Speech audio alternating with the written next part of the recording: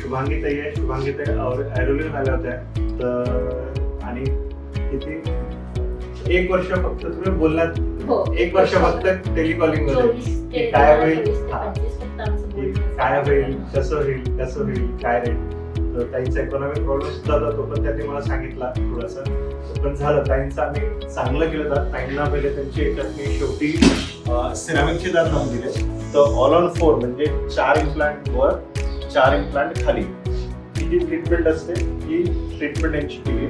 तर all on 4 मध्ये काय असतं की फार जास्त प्रिसिजन लागतं. म्हणजे ऑल ऑन 4 और नन ऑन 3 म्हणजे 4 वर सगळं काही आहे, त्यापैकी एक पण इम्प्लांट फेल झाला तर एक पण नाही.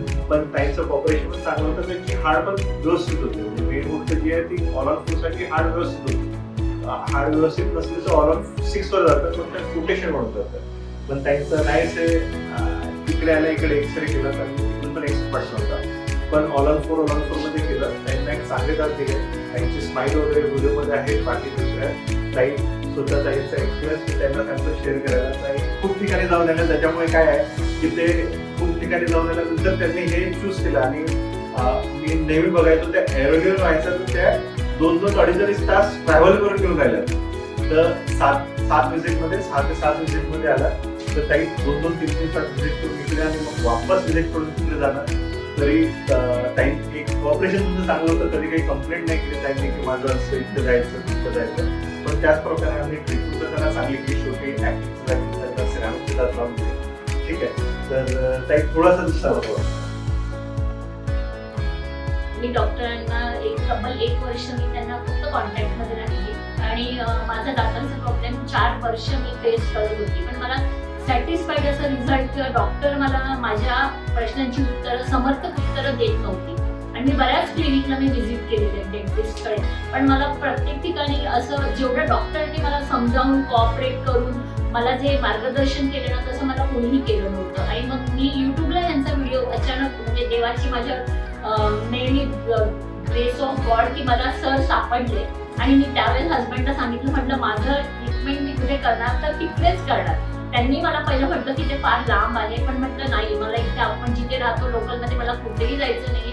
आणि मग मी सरांना 1 वर्ष मी कॉन्टॅक्ट केलं फक्त. त्याच्यानंतर मग सरांकडनं एक मतलब मी जेव्हा एक अपॉइंटमेंट घेतली फर्स्ट टाइम जेव्हा मी त्यांना भेटली ना तेव्हा मला खरंच वाटलं की आता माझं जी सर्च आहे ती संपलेली आहे आणि आता मला इथून पुढे ट्रीटमेंट सरांकडनंच करायची. आणि डॉक्टरांनी मला खरंच खूप छान. आणि मला मेन म्हणजे की मला जे काही इथे आल्यानंतर एक भीती वगैरे वाटायची किंवा मला काही पेन होईल असं सारखं शंका वाटायची, पण त्यामध्ये सुद्धा मला फार छान त्यांनी कॉपरेशन केलं.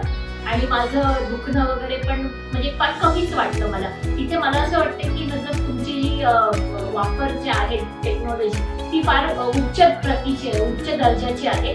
कारण मी या अगोदर पण ज्या क्लिनिकमध्ये साधं ट्रीटमेंट केलं होतं तिथे मला पेन भरपूर होत होतं. आणि मेन म्हणजे की मला थोडासा इकॉनॉमिकल प्रॉब्लेम होता, पण मला इथून कधीही असं कुठे पैशांसाठी काही कॉल्स आलेले नाहीयेत. माझं काम पूर्ण झाल्यानंतर त्यांना मी त्याच सेम डेला मी पूर्ण माझं राहिलेलं पेमेंट पूर्ण केलं.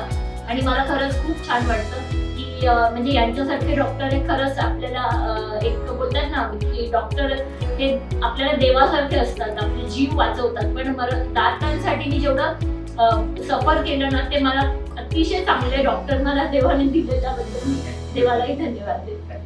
थँक्यू.